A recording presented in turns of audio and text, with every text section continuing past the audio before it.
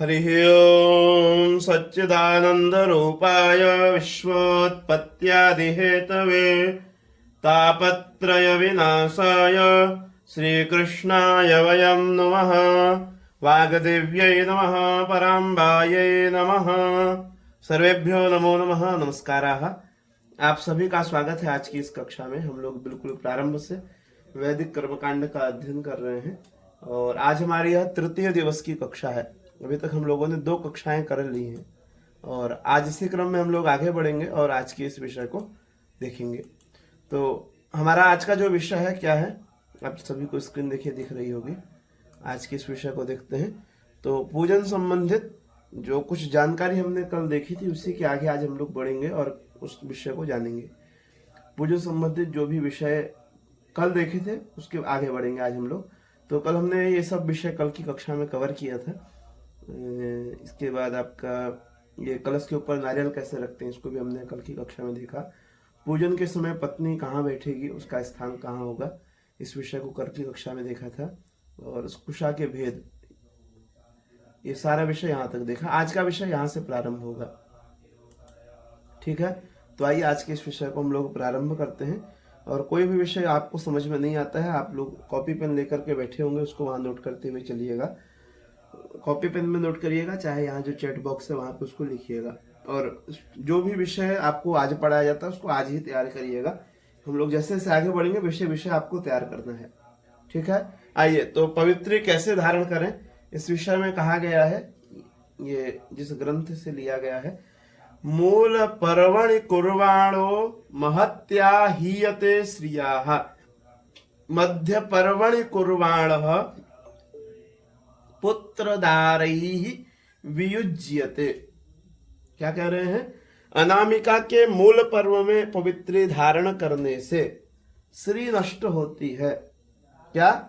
जो हम लोग पवित्री हाथ में अंगुली में पैंती पहनते हैं, पवित्री माने आपने कुशा की एक पवित्री देखी होगी, उस पवित्री को पूजन के समय पहना जाता है। किसमें? तो जो रिंग फिंगर है, अनामिका अंगुली, इसमें हम लोग धारण करते हैं।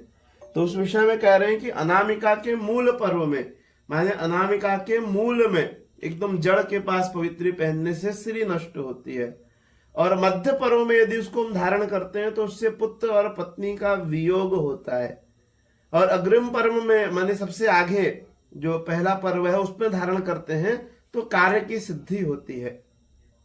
इसी विषय में एक और मिलता है, द्वयोस्तु पर्व मध्य पवित्रम धारयेत बुधः। ये रत्नावली में प्रतिपादित है कि पवित्री अनामिका के प्रथम दोनों पर्वों के बीच में धारण करें। अब पर्व क्या है? पर्व से आप क्या समझ रहे हैं? तो आप जब अंगुली देखेंगे उसमें ये 3 पर्व हैं। 3 पर्व के बीच में एक लाइन जैसी जो रेखा, उसको आप पर्व कहिए। जो क्या है, बीच में जो रेखा है उसको आप क्या कहेंगे? पर्व कहेंगे। तो कहा दोनों पर्वों के बीच में, माने नीचे वाला पर्व और ऊपर वाला पर्व, इन दोनों के बीच में जो है पवित्री को धारण करेंगे। इस विषय को प्रैक्टिकल में आपको दिखाएंगे। जब इसका प्रैक्टिकल होगा तो वहां पे आप उसको देखेंगे किस तरह से पवित्र को पहना जाता है, ठीक है। तो उसको अनामिका अंगुली के मध्य पर्व में धारण करना है। द्वयोस्तु पर्व मध्य पवित्रम धारयेत बुधैः। सामान्यतः 2 कुशों की पवित्री दाहिने हाथ में और 3 कुशाओं की बनी पवित्री को बाएं हाथ में पहनना चाहिए। माने जो पवित्री बनती है वो 2 और 3 कुशा दोनों की बनेगी। तो 2 कुशा की पवित्री को दाहिने हाथ में और 3 कुशा की पवित्री को बाएं हाथ में पहनेंगे। अगला पॉइंट, कलावा किस हाथ में बांधें? कलावा हम किसी को बांधते हैं तो किस हाथ में बांधना चाहिए? ऐसा कात्यायन स्मृति में प्रतिपादित है। पत्नी वाम करे सूत्रम बद्धम सौख्यम धनागमम बहुसंपत्तिम आरोग्यम रक्षार्थे कंकड़ शुभम। क्या कह रहे हैं? तो यजमान की पत्नी एवं विवाहित स्त्रियों के बाएं हाथ में रक्षा सूत्र बांधना चाहिए, ठीक है। रक्षा सूत्र कहाँ पे? तो बाईं, माने यजमान की पत्नी या फिर विवाहित स्त्री जितनी भी हैं सभी के बाएं हाथ में रक्षा सूत्र बंधेगा और पुरुष बालक एवं बालिकाओं के दाहिने हाथ में रक्षा सूत्र को बांधना चाहिए। ऐसा करने से बहुसंपत्ति में आरोग्य, माने बहुत संपत्ति और आरोग्यता की प्राप्ति होती है। माने पत्नी के बाएं हाथ में रक्षा सूत्र बांधने से धनागमन, बहुसंपत्ति और आरोग्य की प्राप्ति होती है। यहाँ पे कंकड़ शुभम, ये कंकड़ में भी अप्लाई होगा। कंकड़ माने तो विवाह के समय आपने देखा होगा कंगन हाथ में बांधा जाता है, वर वधु के दोनों के हाथ में कंगन बंधता है वहां पे, तो वो कंगन भी यहाँ पे अप्लाई करना है कि कंकड़, कंकड़ माने वही कंगन को वैसे बांधना चाहिए। ठीक है, आइए आगे बढ़ते हैं। अब आचमन का विचार है, आचमन कैसे करना चाहिए, आचमन किस तरह से करें। तो कहते हैं हत कंठ तालु गाभिस्तु यथा संख्यम द्विजातयः शुद्ध्येरन् स्त्री च शूद्रश्च सकृत स्पृष्टाभिरंततः। माने आचमन के समय ब्राह्मण को इतना जल लेना चाहिए कि वो आचमन करे तो उसके हृदय तक जल पहुंचना चाहिए। क्षत्रिय यदि आचमन करता है तो उसके कंठ तक जल पहुंचे, वैश्य के तालु तक, और शूद्र एवं महिलाओं के जीव तक जल पहुंचना चाहिए। हम लोग आचमन क्यों करते हैं? तो आभ्यंतर शुद्धि के लिए आचमन किया जाता है। आचमन क्यों करते हैं? आभ्यंतर शुद्धि के लिए। और पवित्रीकरण हम लोग बाह्य शुद्धि के लिए करते हैं, माने अपने को बाहर से शुद्ध करने के लिए अपने ऊपर जल छिड़कते हैं, उसको पवित्रीकरण कहते हैं। और अपने को जब अंतःकरण से शुद्ध करना होता है तो उसके लिए आचमन किया जाता है। गोकर्णाकृति हस्तेन माश मात्रम जलम पिबेत, ऐसा कहा गया है। माने गोकर्ण की आकृति बना करके एक मासे के बराबर जल लेकर के पीना चाहिए। ठीक है, तो ब्राह्मणों को कितना आचमन करना है, इसलिए 3 बार जल लिया जाता है भगवान का नाम का स्मरण करते हुए। केशवाय नमः, नारायणाय नमः, माधवाय नमः, 3 बार जल लेकर के आचमन करते हैं कि ब्राह्मण के हृदय तक जल पहुंच जाए। ठीक है, यदि क्षत्रिय है तो उसके कंठ तक, यदि वैश्य है तो उसके तालु तक, और शूद्र है तो या महिला है तो उसके जिह्वा तक जल पहुंचे। इसलिए बिहार की तरफ आप देखेंगे तो वहां पे महिलाएं सिर्फ जल को जीभ से स्पर्श माने ओठ से स्पर्श कर लेती हैं। अलग अलग क्षेत्र की अलग अलग परंपराएं रहती हैं। आइए आगे बढ़ते हैं। अब प्राणायाम कब कब करना चाहिए? माने दिन भर में लगभग 16 बार प्राणायाम किया जाता है। कितनी बार? 16 बार। कह रहे नित्य देवार्चने होमे संध्यायाम श्राद्ध कर्मणि स्नाने ध्याने तथा दाने प्राणायामास्त्रयाः स्मृताः। माने नित्य अर्चन में, जब हम नित्य पूजन कर रहे हैं तो नित्य पूजन में प्राणायाम करें, हवन में, संध्या में, स्नान में, ध्यान में और दान में, इन सभी कर्मों में 3-3 बार प्राणायाम करना चाहिए। कब कब करना चाहिए? तो नीचे वाले श्लोक में कह रहे हैं कि द्वौ द्वौ प्रातस्तु मध्याह्ने तिस्त्रे संध्या सुरार्चने भोजनादौ भोजनांते प्राणायामास्तु षोडश। माने प्रातः और मध्याह्न काल में, प्रातः और मध्याह्न में 2-2 प्राणायाम, संध्योपासन में और देवार्चन के समय 3-3 बार प्राणायाम, तो 2-2 4 हो गए और 3-3 6 हो गए, 10 बार हो गया। पूर्व भोजन के पूर्व और भोजन के बाद भी 3-3 बार प्राणायाम, माने 6 हो गया। तो 10 से 16 बार दिन भर में प्राणायाम करना चाहिए। कब कब? तो मध्याह्न और प्रातः में 2-2 बार, संध्योपासन और देवार्चन के समय 3-3 बार। माने प्रातः जब आप उठते हैं तब 2 बार प्राणायाम करिए, संध्या में मध्याह्न में 2 बार प्राणायाम करिए, 4 बार हुआ। सुबह की संध्या में और देवता के पूजन में 3-3 बार प्राणायाम करिए, कितना हो गया? 6 बार ये हो गया 10। और भोजन के पहले और भोजन के बाद भी 3-3 बार प्राणायाम करना चाहिए। ठीक है, आगे आगे बढ़ते हैं। अब धूप दीप और नैवेद्य कैसे रखें? जब हम पूजन में बैठते हैं, पूजन करने के लिए बैठेंगे तो वहां पे धूप दीप और नैवेद्य को कैसे रखना है, उस विषय में कहा गया है घृत दीपो दक्षिणः स्यात् तैल दीपस्तु वामतः। ऐसा मंत्र महोदधि में प्राप्त होता है कि घृत दीपो दक्षिणः स्यात् तैल दीपस्तु वामतः।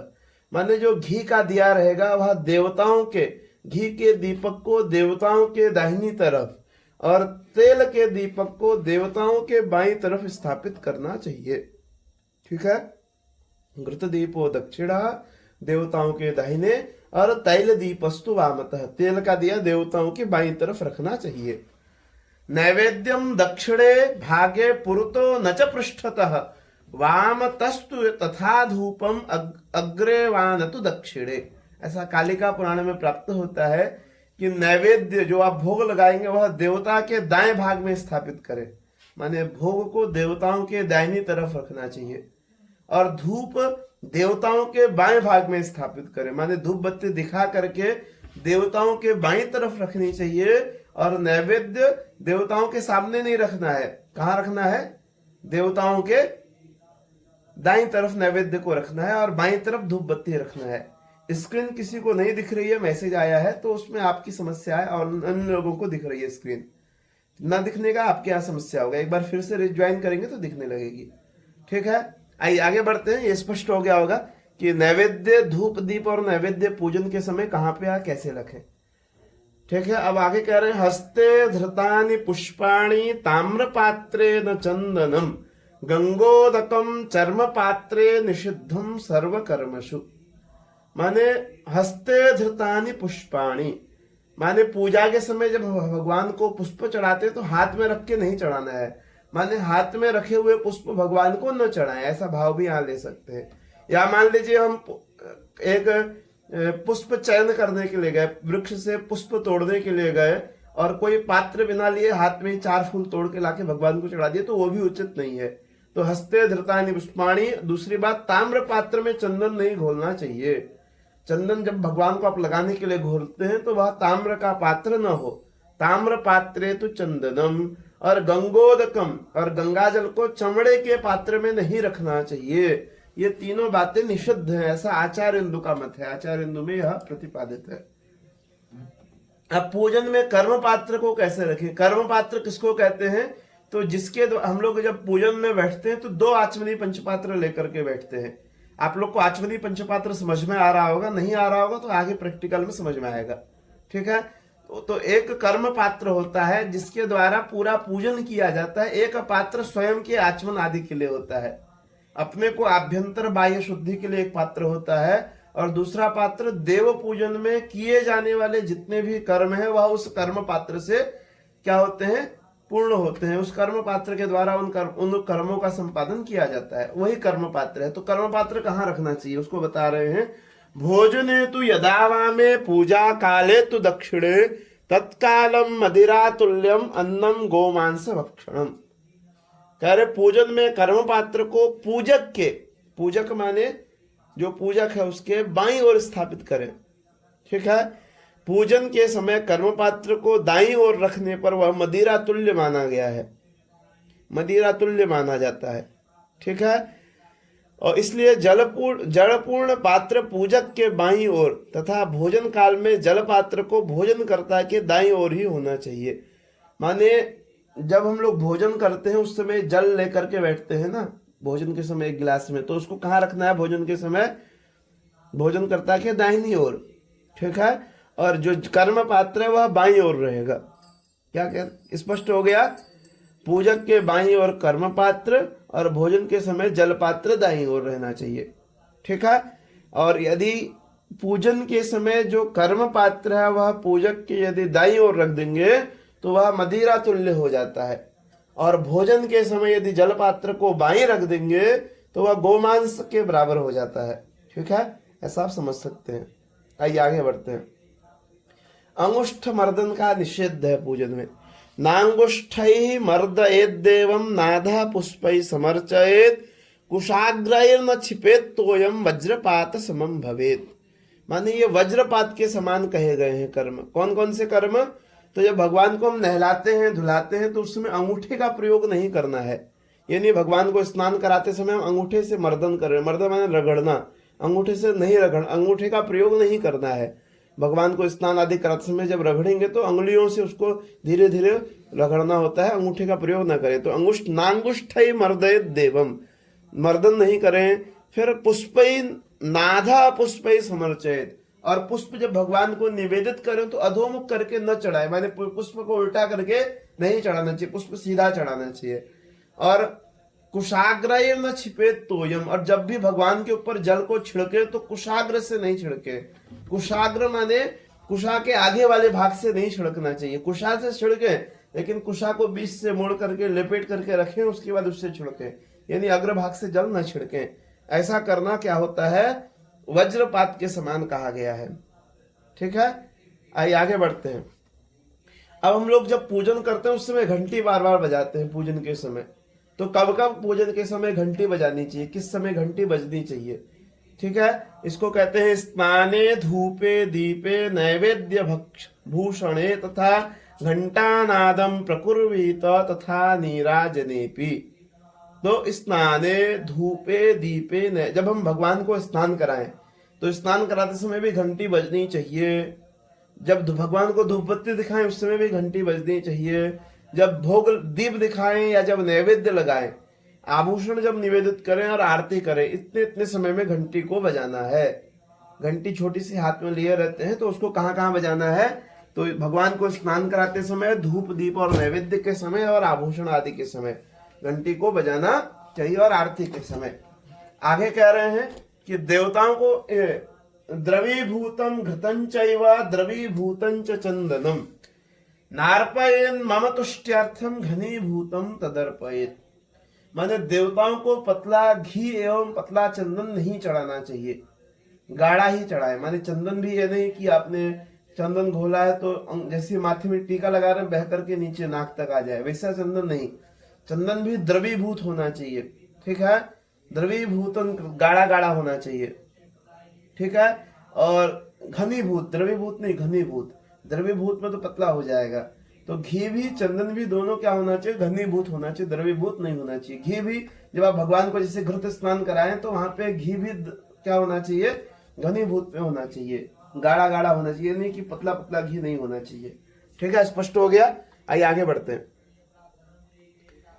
फिर अगला विषय है किस अंगुली से किसे तिलक करें। यदि हम किसी को तिलक करते हैं तो किस अंगुली का प्रयोग करना चाहिए?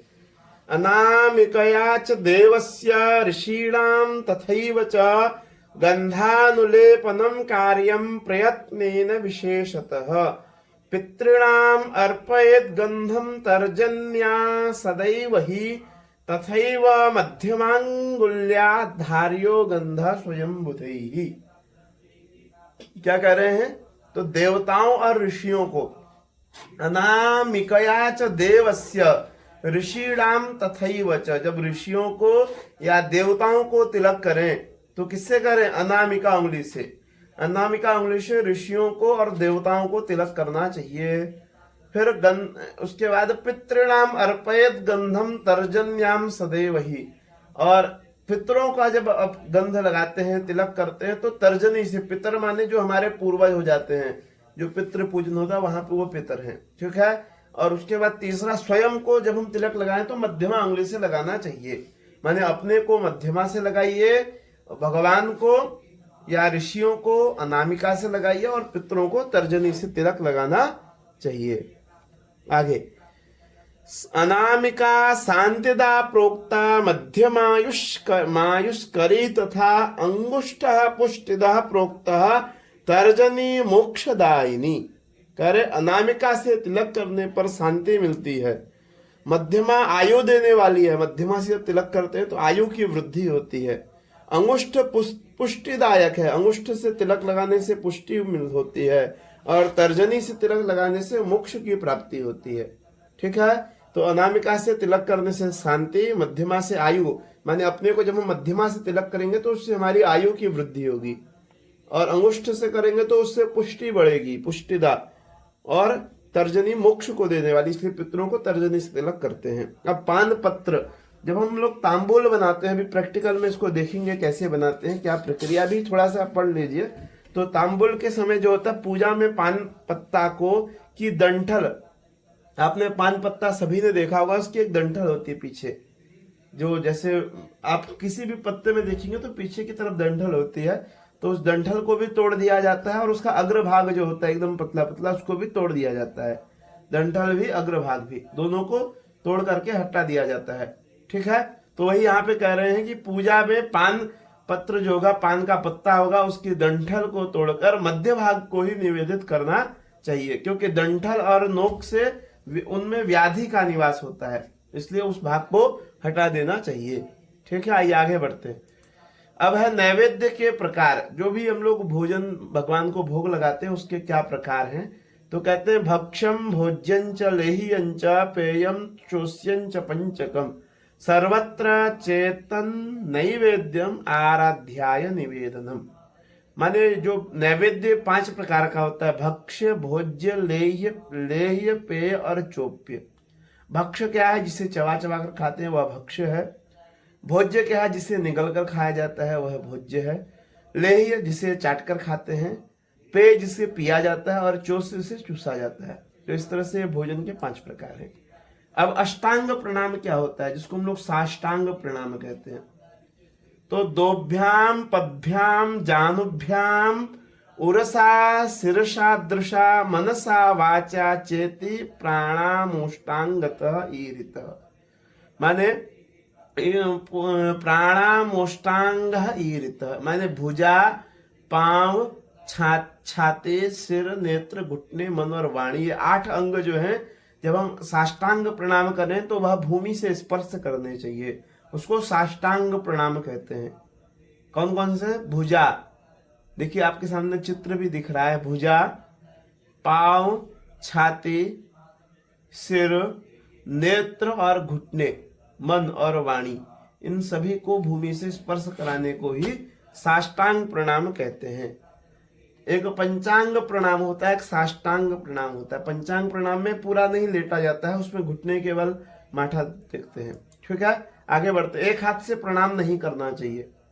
जैसे हम लोग एक हाथ से कभी कहीं मंदिर में या कहीं पे भी एक ही हाथ से प्रणाम कर देते हैं, तो उससे क्या होता है? एक हस्त प्रणामश्च एका चैव प्रदक्षिणा अकाले दर्शनम चैव हन्ति पुण्यम पुराकृतम। माने एक हाथ से प्रणाम करना और एक प्रदक्षिणा करना, बिना किसी कार्य के किसी के यहाँ जाना, और यदि कोई काम न हो किसी के घर ऐसे बिना काम के चले जाना, यह पूर्व पुण्य को नष्ट करता है। माने ये 3 कर्म यदि हम ऐसे ही करते हैं तो उससे हमारे जो पूर्व अर्जित पुण्य है वो उनका नाश होता है, पूर्व अर्जित पुण्य नष्ट होते हैं। ठीक है, आइए आगे बढ़ते हैं। अब आरती कैसे करें? जब हम भगवान की आरती करते हैं तो वहां पे क्या सावधानी रखें, आरती को किस प्रकार से करें, तो इस विषय में कह रहे हैं, आदौ चतुष्पाद तले च विष्णोः द्वौ नाभिदेशे मुखमंडलैकम सर्वेषु चांगेषु अपि 7 वारान। ठीक है, ऐसा हरि भक्ति विलास में कहा गया है कि देवताओं, पहले जब हम आरती घुमाते हैं तो पहले देवताओं के चरणों में 4 बार आरती को घुमानी चाहिए। मैंने आरती आपने जैसे जला लिया तो पहले देवताओं के चरणों में उसको 4 बार घुमाइए, फिर 2 बार नाभि मंडल में, 4 बार नाभि पर 2 बार, मुखमंडल पे 1 बार, इस तरह से 4, 2, 6, 1, 7 बार, और फिर सभी अंगों में 7 बार। ऐसे भगवान की आरती करनी चाहिए। अब वो देवी हो चाहे देवता हो। तो कैसे आरती करनी है? पहले भगवान के चरणों में आरती को ऐसे जो राउंड लगाते हैं वो 4 बार, फिर नाभि मंडल के पास 2 बार, और मुखमंडल के पास 1 बार, फिर पूरे अंगों का पे 7 बार। तो इस तरह से आरती करनी चाहिए। आगे बढ़ते हैं। अब जप की विधि, जब हम लोग जप करते हैं तो जप कैसे करें, इस विषय में कहा गया है, मनो मध्ये स्थितो मंत्रो मंत्र मध्ये स्थितम मनः मनो मंत्र समायुक्तम एतद्धि जप लक्षणम। ये जप का लक्षण है गोभिल में।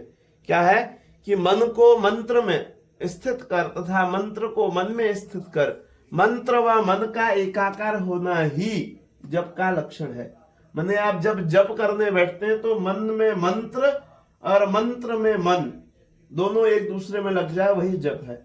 जप के भेद कितने हैं उसको आगे कह रहे हैं, वाचिकश्च उपांशुश्च मनसस्त्रिविधि त्रिविधा स्मृतः त्रयाणाम जप यज्ञानाम श्रेयान स्यादुत्तरतोत्तरम। कह रहे हैं जप 3 प्रकार का होता है। 3 प्रकार कौन कौन से हैं? तो जो जप वाणी से सुनाई दे वह वाचिक कहलाता है, उसको वाचिक जप कहते हैं। जिसमें होठ हिलते हैं उसको उपांशु जप कहते हैं, तथा जो मन ही मन किया जाता है उसको मानसिक जप कहते हैं।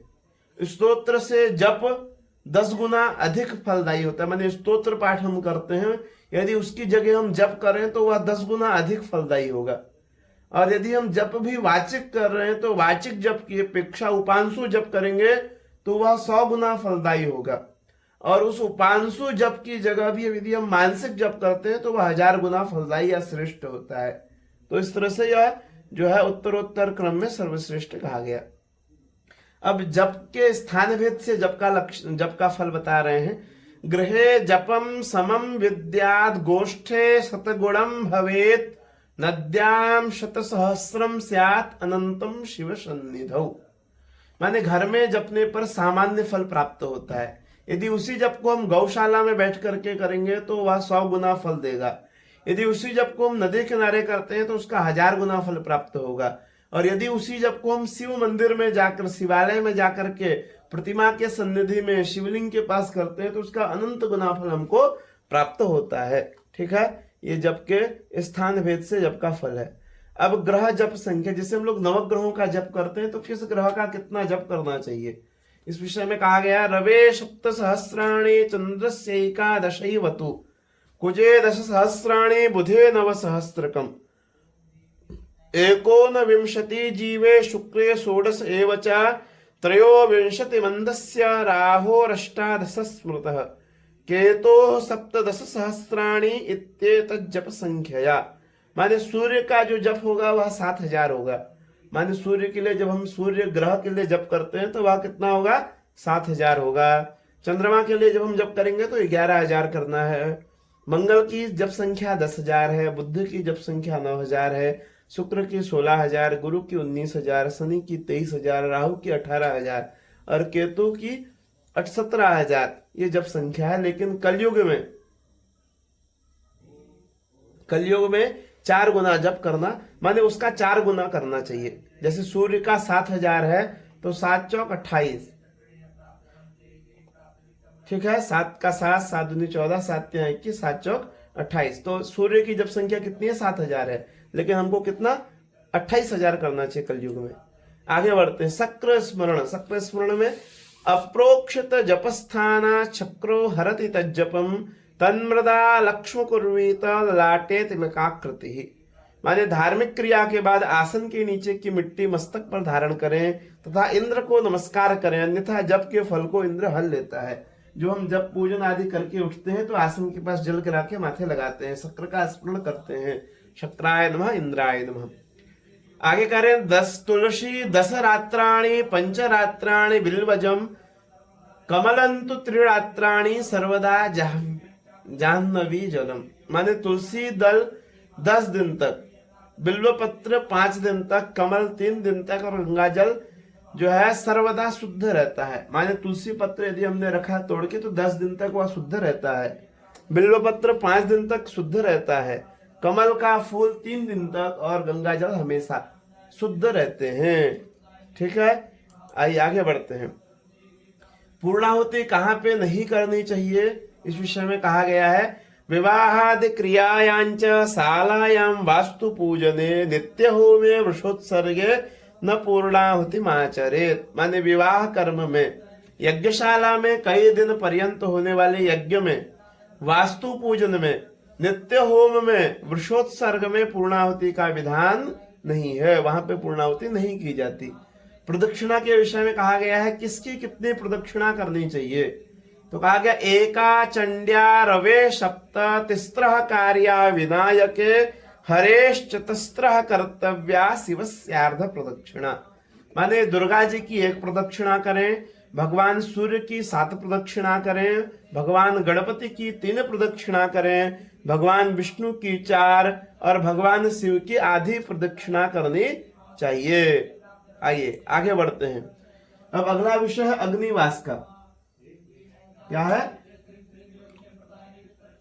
अग्निवास। अग्निवास हम लोग कैसे देख सकते हैं, अग्निवास का विचार कैसे कर सकते हैं। ठीक है, तो इसके विषय में आइए पढ़ते हैं। अग्निवास हम लोग कहाँ कहाँ देखना चाहिए, कहाँ नहीं देखना चाहिए, इस विषय में कहा गया सैका तिथिर्वारयुता कृताप्ता शेषे गुणेर्भे भुवि वह्निवासः सौख्याय होमो शशि युग्म शेषे प्राणार्थनाशौ दिवि भूतले च। करें क्या, तिथि में 1 जोड़कर, ये नियम बता रहे हैं अग्निवास देखने का। जैसे हमको आज का अग्निवास देखना है तो कैसे देखें, तो तिथि में 1 जोड़कर फिर रव्यादिवार से, मान लीजिए आज सोमवार है तो रविवार 1, सोमवार 2 दिनों को जोड़ें। आज तिथि प्रतिपदा हो गई तो तिथियों में से एक तिथि में 1 जोड़कर, प्रतिपदा में 1 जोड़िए, द्वितीया 2 और आज सोमवार है तो 2, 4 हो गया। अब 4 से भाग दे दीजिए, 4 से 4 गया तो क्या बचा? 0 बच गया। तो 3 या 0 बचे तो अग्निवास पृथ्वी पर कहना चाहिए। ठीक है, इसमें हवन करने से सौख्य होता है। 1 और 2 शेष बचता है तो अग्निवास आकाश में या पाताल में कहना चाहिए। इसमें यदि हम हवन करते हैं तो प्राण अर्थ धन का नाश होता है। ठीक है, तिथि की गणना प्रायः तिथि कार्य में शुक्ल पक्ष से करनी चाहिए। जब हम तिथि की गणना करते हैं तो कहां से करें? तो शुक्ल पक्ष से करें। जैसा कहा गया है, शुक्लादि गणना कार्या तिथि नाम गणिते सदा, माने गणित में हमेशा शुक्ल पक्ष से ही गणना करनी चाहिए। इसको हमने ज्योतिष में समझा था। एक उदाहरण यहाँ दिया गया है, जैसे कार्तिक शुक्ल पंचमी है, हम लोग को कार्तिक शुक्ल पंचमी के दिन अग्निवास का विचार करना है। तो कार्तिक शुक्ल पंचमी का दिन है और बृहस्पतिवार है, तो उस दिन हवन करना क्या अच्छा रहेगा? तो हम देखते हैं तो तिथि क्या है? पंचमी है, शुक्ल पक्ष की पंचमी है, तो 5 हो गया। अब वार भी रविवार, सोमवार, मंगलवार, बुधवार, गुरुवार है, तो 5 हो गया। 5 5 10 हो गया, दोनों को मिला दिया तो 10 हुआ। अब इसमें 1 जोड़ देंगे तो 11 हो गया। अब इसमें 4 से भाग दे दीजिए तो 4 एकम 4 और 4 दूनी 8, 9 10 11, 3 शेष बच गया। 3 लब्धि हमको प्राप्त हुई। इस कारण अग्नि का वास कहाँ पे है? पृथ्वी लोकवास, पृथ्वी पर अग्नि का वास हुआ। इसमें हवन करने से सौख्य और लाभ होगा। ठीक है, समझ में आ गया? यह विचार हवनात्मक काम में हवन के लिए है, जब यज्ञादि हवन में इसका विचार नहीं होता। माने यह जो विचार है हम काम में हवन में, जब कोई कामना विशेष से जब हवन करते हैं तो वहां पे इसका विचार किया जाता है। जब यज्ञ आदि में इसका विचार नहीं करना चाहिए। आप लोग के प्रश्नों का समाधान मैं करता हूं अभी। आइए, अग्निवास का विचार कहां पे न करें? क्या क्या कह रहे हैं? अग्निवास का विचार कहां पे नहीं करें? तो नित्य नैमित्तिके चैव शांताख्ये वास्तु कर्मणि काम्य होमेषु सर्वेषु नाग्नि चक्रम विलोकयेत्। वास्तु शांत्या प्रतिष्ठायां शिलान्यासे तथैव च प्रायश्चित्ते तुलादौ च वह्नि चक्रम न चिंतयेत्। फिर कह रहे दुर्गा होम विधौ विवाह समये सीमंत पुत्रोत्सवे गर्भाधान विधौ च वास्तु समये विष्णोः प्रतिष्ठा दिशु मौंजी बंधन वैश्वदेव करणे संस्कार नैमित्तिके होमे नित्य भवे न दोष कथनम चक्रस्य वह्निरपि। इसको समझाते हैं कि अग्निवास का विचार हमको कहां कहां नहीं करना चाहिए, माने किस किस जगह अग्निवास को नहीं देखना चाहिए। इस विषय में कहा गया नित्य कर्म में, मंदिर हम नित्य कर्म अपना कर रहे हैं तो नित्य कर्म के अंतर्गत अग्निवास न देखें। जो हमारा नित्य हमको हवन करना है तो वहां अग्निवास कहाँ देखते हैं? तो हवन के लिए देखते हैं। अग्निवास का विचार कब किया जाता है? जब हम हवन करने जा रहे होते हैं तो उस समय अग्निवास देखते हैं कि अग्नि का वास है कि नहीं है। ठीक है, अब अग्निवास कहाँ नहीं देखना है? तो नित्य कर्म में हमको नित्य हवन करना है तो उसके लिए अग्निवास का विचार नहीं करेंगे। अब नैमित्तिक कर्म करना है, हमने जो पहली कक्षा थी उसमें नित्य नैमित्तिक और काम्य कर्मों पे चर्चा की थी। अब नैमित्तिक कर्म में संस्कार आदि कर्म आ गए, तो संस्कार का भी एक समय होता है, उस समय भी अग्निवास की आवश्यकता नहीं होती है। काम्य कर्म, ठीक है, कोई काम्य कर्म है तो उसमें भी अग्निवास नहीं देखा जाता है। शांति कर्म माने कोई शांति कर्म है, उसमें भी अग्निवास नहीं देखते हैं। वास्तु, दुर्गा होम और नवरात्र, विवाह, संस्कार, श्राद्ध, वैश्वदेव, वृषोत्सर्ग होम, प्राण प्रतिष्ठा आदि कर्मों में अग्निवास का विचार नहीं करना चाहिए। इसके साथ ही व्रत, उद्यापन, ग्रहण, रुद्राभिषेक, रामार्चा, सत्यनारायण भगवान का पूजन करना है, उस समय हवन में भी अग्निवास माने सत्यनारायण भगवान के पूजन के हवन में भी अग्निवास का विचार नहीं करना चाहिए। अग्निवास का विचार मुख्य रूप से यज्ञ, अनुष्ठान आदि पौष्टिक कर्मों में करना चाहिए। जैसे कई दिनों तक चलने वाला महामृत्युंजय जप, विभिन्न प्रकार के नवान्न पारायण, सप्ताह पारायण, मास पारायण आदि विभिन्न यज्ञों के आरंभ में अग्निवास का विचार किया जाना चाहिए। अब एक पुनः प्रश्न उत्पन्न होता है कि अनुष्ठान व पारायणों का तो आरंभ एक विशेष मुहूर्त के आधार पर होता है और यह आवश्यक नहीं है कि अंतिम दिन माने जिस दिन हमको हवन करना हो उस दिन अग्निवास मिले। तो वैसी स्थिति में सिद्धांततः हवन से 1-2 दिन पहले ही जब अग्निवास प्राप्त हो उसी दिन अग्नि स्थापन कर लेना चाहिए, और उसी दिन वराह होते, मंडल देवता होते, अष्टोत्तर शत प्रधान देवता होते आदि का हवन कर लेना चाहिए, जिससे कि हमारी अग्नि उस जिस दिन हमको पूर्णाहुति या हवन करना है उस दिन तक वह प्रज्वलित रहे। ठीक है, हवन के दिन दशांश होमादि क्रिया को करना चाहिए। इसके बाद शिव, ये अग्निवास तो समझ में आ गया। अब शिववास, शिववास का विचार कैसे करना चाहिए, कहाँ करना चाहिए, तो इसके विषय में कहा गया तिथिम च द्विगुणिम कृत्य बाणे संयोजयेत् तदा सप्तमिश्च हरेत् भागम शिववासम समुद्दिशेत्। माने शुक्ल पक्ष की प्रतिपदा से वर्तमान तिथि की संख्या को दुगुना कर ले, उस संख्या में 5 और जोड़कर 7 का भाग दे दे, शेष अंक के अनुसार शिववास का ज्ञान प्राप्त करना चाहिए। ठीक है, यदि कृष्ण पक्ष की तिथि हो तो उसमें 15 और जोड़ने के बाद उसको दुगुना करना चाहिए। इसको आप समझ चुके हो ऊपर वाला कि हमको ये शिववास कैसे देखें। तो शुक्ल पक्ष की प्रतिपदा से, माने शुक्ल पक्ष की प्रतिपदा से वर्तमान तिथि, आज मान लीजिए पंचमी है शुक्ल पक्ष की, तो 5 दिन हो गया, और उसको दुगुना कर लीजिए 10 दिन हो गया, इसमें 5 जोड़ दीजिए 15 हो गया, इसको 7 से भाग, 7 दूनी 14, 2 बचा 14, 1 बचा 15।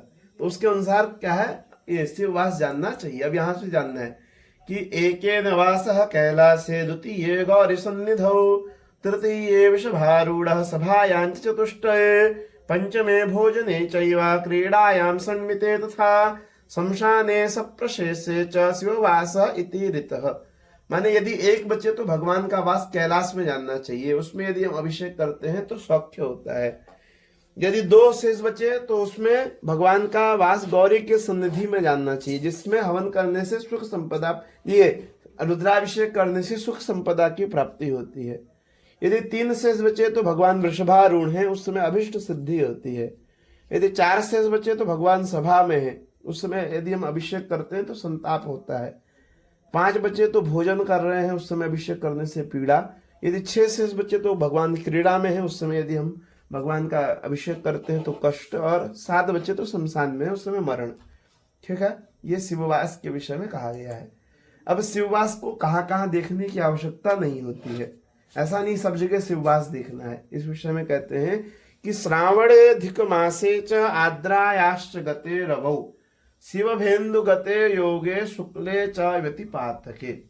ठीक है, कि श्रावण मास में, श्रावण के महीने में, अधिक मास में, जब सूर्य आद्रा नक्षत्र में हो उस समय, और मिथुन राशि के जब सूर्य हो, जिस दिन आद्रा नक्षत्र हो, शुक्ल एवं व्यतिपात योग हो, तो इन समयों में शिववास देखने की आवश्यकता नहीं होती है। दूसरा श्लोक है हरानंगम हरिणांच तिथि सुकर्णे चतुष्पत्ते सोमवारे शुभे ब्राह्मे प्रदोषाख्ये अभिशिक्षणे।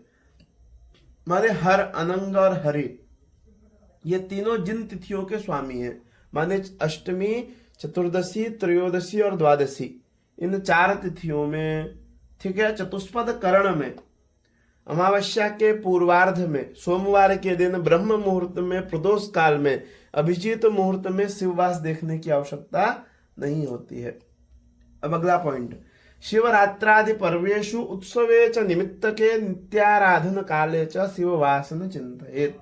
माने महाशिवरात्रि में, मासिक शिवरात्रि में, आदि पर्व विशेष में, उत्सव में, नैमित्तिक कार्य में, नित्य आराधना में शिववास की आवश्यकता नहीं है, शिववास का विचार नहीं करना चाहिए। ये तो हो गया। अब आज का आखिरी विषय, तो अभी तक तो हमने जो 3 कक्षाएं की, अब ये इंपॉर्टेंट यहाँ से चालू हो रहा है, जो हम कह सकते हैं आपसे। अभी तक तो एक प्रकार से हम भूमिका बना रहे थे, कहानी सुना रहे थे, जो भी कर रहे थे, जो भी विषय आपको बताया उसको आपको समझना है और याद करना है। वो तत्काल में आप याद भी नहीं करते हैं तो बहुत आवश्यक पॉइंट नहीं रहा, ठीक है, लेकिन अब यहां से ये पॉइंट आपको एकदम रट लेना है। ठीक है, आइए प्रारंभ करते हैं। तो ये कुछ पॉइंट है, इनको आपको कॉपी में लिख करके याद करिएगा। अतः गणेशांबिका पूजन, कल से हम लोग प्रयोगारंभ प्रारंभ करेंगे। आज थोड़ा सा ये विषय देख लिख के फिर विराम करेंगे। तो जब भी हम किसी भी भगवान का पूजन करते हैं, पूजन प्रारंभ करते हैं, तो सर्वप्रथम भगवान का ध्यान करते हैं। क्या करते हैं? ध्यान करते हैं। फिर भगवान का आवाहन करते हैं। फिर भगवान का आवाहन कर उनकी प्रतिष्ठा की जाती है। प्रतिष्ठा के बाद आसन, भगवान को बैठने के लिए आसन देते हैं। फिर भगवान का पाद्य माने चरणों को धुलते हैं, फिर अर्घ्य देते हैं, हाथों को धुलते हैं, फिर आचमन देते हैं, मुख प्रक्षालन करते हैं, फिर भगवान को स्नान कराते हैं, फिर उसके बाद स्नान के बाद दुग्ध स्नान, अब जितने भी स्नान उन सारे वो सारे स्नान कराएंगे। दुग्ध स्नान, दधि स्नान, दुग्ध दधि, दधि के बाद घृत स्नान, मधु स्नान, शर्करा स्नान, ये सारे स्नान, फिर पंचामृत स्नान कराएंगे भगवान को। उसके बाद गंधोदक स्नान, फिर शुद्धोदक स्नान, उसके बाद भगवान का अंग प्रोक्षण करेंगे, भगवान को पोछेंगे, फिर वस्त्र निवेदित करेंगे, भगवान को वस्त्र पहनाएंगे, यज्ञोपवीत भगवान को देंगे पहनाएंगे, उपवस्त्र, फिर चंदनानुलेपन, गंधानुलेपन, अक्षत, पुष्प, पुष्पमाला, दुर्वा, बिल्वपत्र, सिंदूर, अबीर, गुलाल, इत्र, और उसके बाद धूप, दीप, नैवेद्य, करोद्वर्तन, ऋतुफल, तांबूल, दक्षिणा, कर्पूर नीराजन, पुष्पांजलि, प्रदक्षिणा, विशेषार्घ, प्रार्थना और क्षमापन। ये 43 पॉइंट है, 43। ये सारे पॉइंट आपको याद करने हैं, ठीक है। वैसे तो पूरा याद करना है, पूरी कक्षा के जो विषय हो वो सारे इंपॉर्टेंट ही है, और उनमें भी हम पूछे बहुत अधिक इंपॉर्टेंट, तो ये आखिरी का जो विषय है, यह जो 43 पॉइंट है, भगवान का ध्यान, आवाहन, प्रतिष्ठा, आसन, पाद्य, अर्घ्य, आचमन, स्नान, फिर दुग्ध, दधि, घी, मधु, शक्कर, पंचामृत, शुद्धोदक, गंधोदक, शुद्धोदक, अंग प्रोक्षण, वस्त्र, यज्ञोपवीत, उपवस्त्र, गंध, अक्षत, पुष्प, दुर्वा, बिल्वपत्र, सिंदूर, अबीर, गुलाल, इत्र, धूप, दीप, नैवेद्य, जितने भी हैं, करोद्वर्तन, ऋतुफल, तांबूल, दक्षिणा, कर्पूर नीराजन, पुष्पांजलि, प्रदक्षिणा, विशेषार्घ, प्रार्थना और क्षमापन, ये सारे पॉइंट आपको याद होने चाहिए कल की जब आप कक्षा में जुड़े, ठीक है।